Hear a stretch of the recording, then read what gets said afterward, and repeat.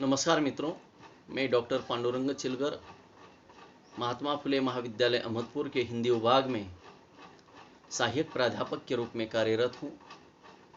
मित्रों, स्वामी रामानंद तीर्थ मराठवाड़ा विश्वविद्यालय नांदेड़ के सन 2020-21 से बीए द्वितीय वर्ष के हिंदी के पाठ्यक्रम का पुनर्गठन हुआ। उस नूतन पाठ्यक्रम के अंतर्गत बीए द्वितीय वर्ष ऐच्छिक हिंदी का जो छठा प्रश्न पत्र है, निबंध तथा कथ्योत्तर गद्य, इस प्रश्न पत्र के अंतर्गत जो दूसरा निबंध है लज्जा और ग्लानि, जिसके लेखक आचार्य रामचंद्र शुक्ल, इस निबंध के अंतर्गत विभिन्न सत्रों में मैंने मेरे विचार आपके सम्मुख रखने की कोशिश की है। मित्रों, इस निबंध का अंतिम चरण जो है, इसके अंतर्गत इस निबंध के ऊपर मैं मेरे विचार आपके सम्मुख रखना चाहता हूं। मित्रों, पिछली कड़ी में हमने ये सुना कि लज्जा और ग्लानि किसे कहा जाता है। जो मनोभाव, मनोविकार, रस के स्थायी भाव आदि रूप में आचार्य शुक्ल जी ने उसको विवेचित किया।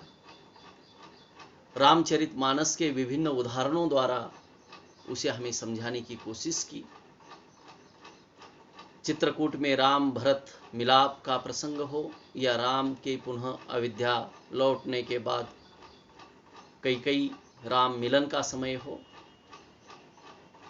यह ऐसे कई उदाहरण देकर आचार्य शुक्ल जी ने ग्लानि और लज्जा, इन मनोभावों को सुंदर ढंग से हमारे सामने प्रस्तुत किया है। इसके आगे जाकर आचार्य शुक्ल जी इस निबंध के अंतर्गत अपमान को लेकर भी कुछ बातें करते हैं। अपमान से जो ग्लानि होती है वह दो भावों के आधार पर होती है। एक ऐसे तुच्छ है और हम ऐसे बुरे हैं, यानी तुच्छता और बुरापन। इन दोनों भावों को कभी कभी लोग बड़ी स्फूर्ति और सफाई से रोकते भी हैं।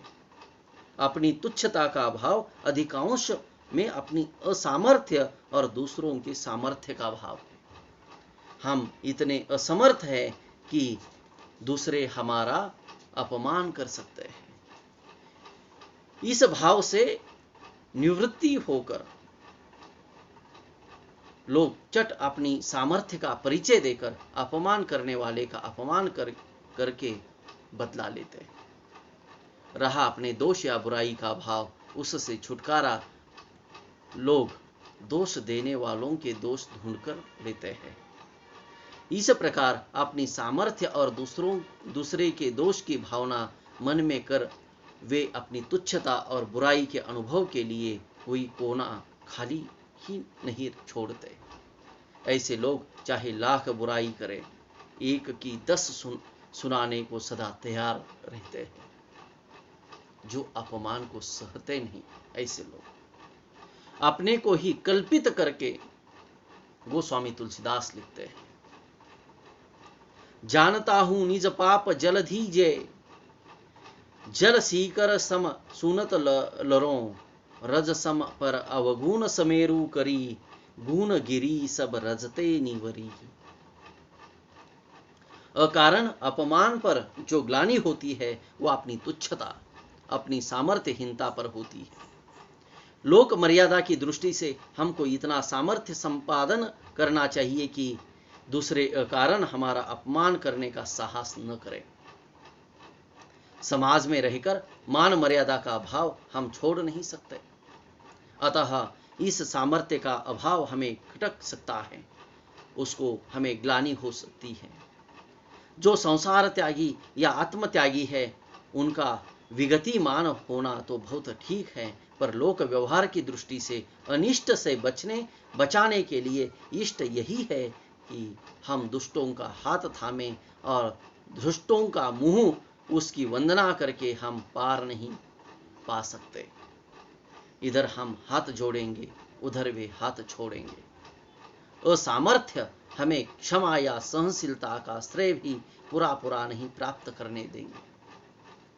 मित्रों, मान लीजिए कि एक ओर से हमारे गुरुजी और दूसरी ओर से कोई दंडधारी दुष्ट आता है, तब पहला कार्य क्या करना पड़ेगा? तो पहला कार्य यह करना पड़ेगा कि यानी दंडधारी जो दुष्ट है, उस अनिष्ट का निवारण करने के लिए उसे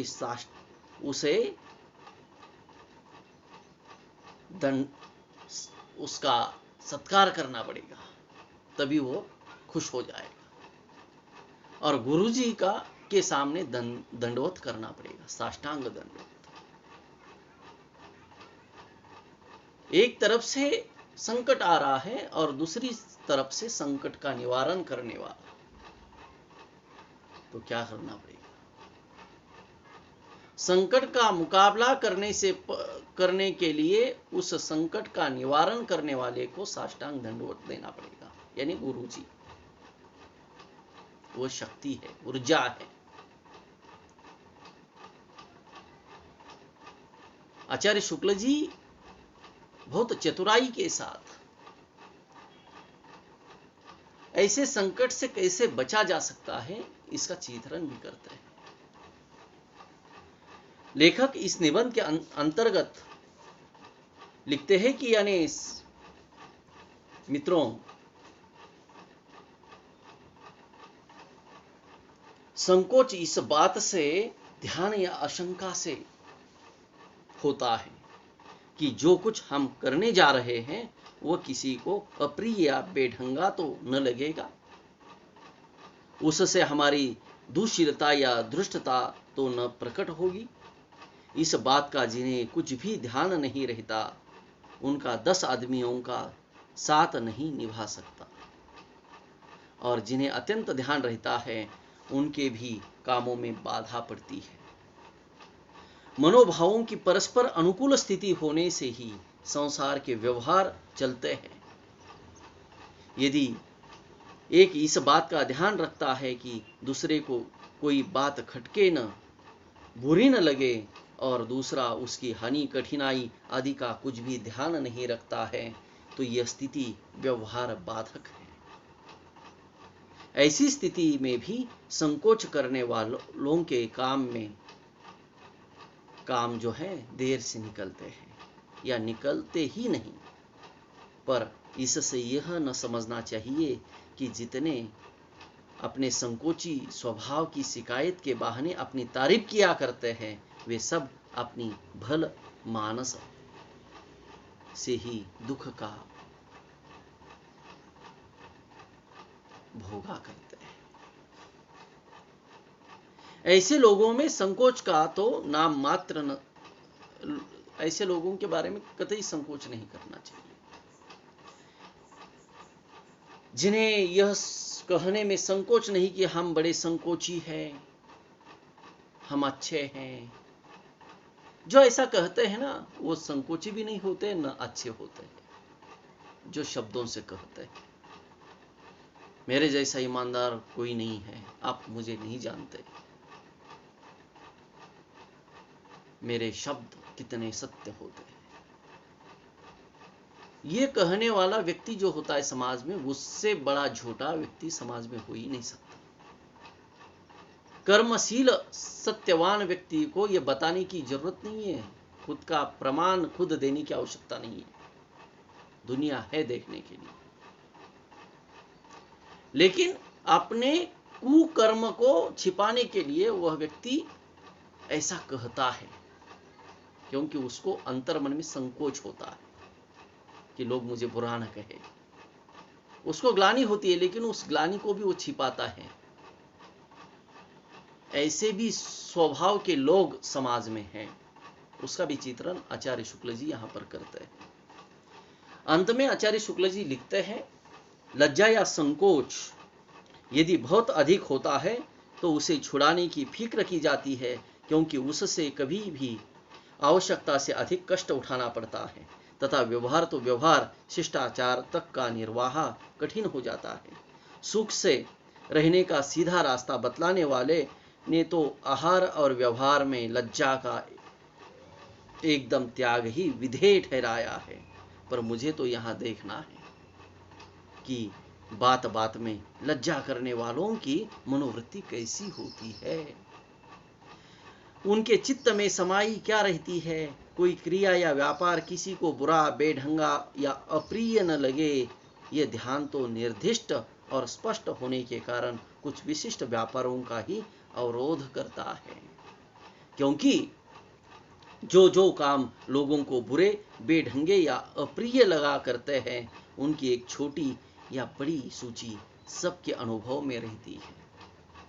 पर जो यही अनिश्चित भावना रखकर संकुचित होते हैं कि कोई बात लोगों को न जाने कैसी लगे, उन्हें न जाने कितनी बातों में संकोच या लज्जा हुआ करती है, उन्हें बात बात में खटका होता है कि उनका बैठना न जाने कैसा मालूम हो, ताकना न जाने कैसा मालूम होता हो, यहाँ तक कि उनके ऐसे आदमी का होना वे कैसे हैं, चाहे वे कुछ भी न जानते हो, न जाने कैसा मालूम होता हो। ये संकोच, न जाने कैसे लगने का उन्हें डर लोगों के लगाव से दूर दूर रखने लगता है।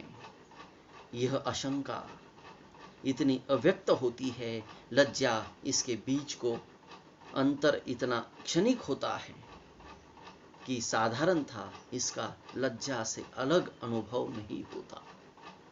मित्रों, लज्जा और ग्लानि इस निबंध के अंतर्गत आचार्य शुक्ल जी ने बहुत ही सुंदर ढंग से उसका विवेचन किया है। उनके निबंध की भाषा, उनके विचार अत्यंत श्रेष्ठतर विचार हैं, उदाहरण भी, यानी लोक व्यवहार के उदाहरण उन्होंने दिए जो लोगों में रूढ़ है।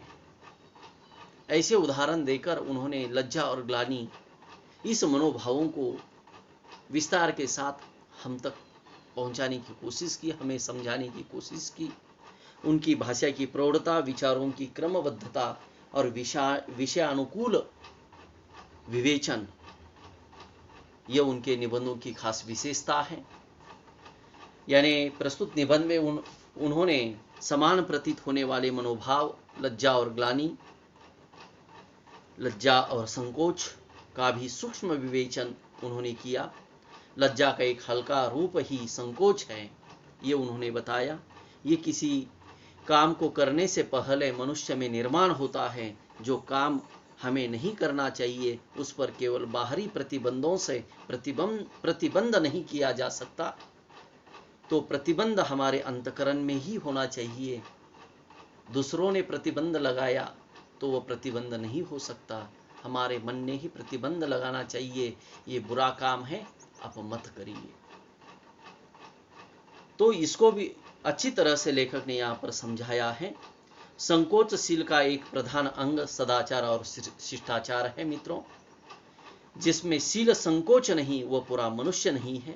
लज्जा या संकोच अगर मर्यादा से अधिक हो तो कभी कभी कष्ट उठाना पड़ता है।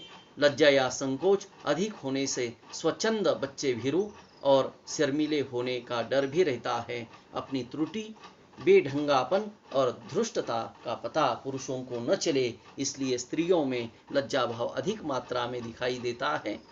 इसी के चलते समाज में लज्जा को स्त्री का स्वभाव या भूषण माना जाता है। लेकिन पुरुषों में भी कुछ पुरुष के जीवन का अंग लज्जा दिखाई देता है। ऐसे भी कुछ पुरुष हैं जो सतमार्ग पर चलते हैं, गलती से गलती होती है तो उनको उस गलती को लेकर उनके मन में ग्लानि का भाव भी निर्माण होता है। तो ऐसे विभिन्न प्रकार के मनुष्यों का चित्रण, उनके सुस्वभावों का चित्रण लोक रूढ़ उदाहरणों के माध्यम से आचार्य शुक्ल जी ने यहाँ पर इस लज्जा और ग्लानि इस निबंध में दिया।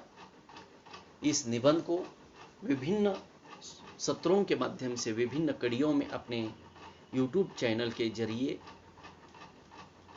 मेरे विवेचन को सुना, इसलिए आपके प्रति कृतज्ञता ज्ञापित करता हूँ। पुनः मिलेंगे BA द्वितीय वर्ष निबंध तथा कथ्योत्तर गद्य इस प्रश्न पत्र क्रमांक 6 के अगले निबंध को लेकर। अपने सभी प्रिय छात्रों के प्रति, हिंदी प्रेमियों के प्रति पुनः एक बार धन्यवाद ज्ञापित करता हूँ और मेरे वाणी को विराम देता हूँ। धन्यवाद।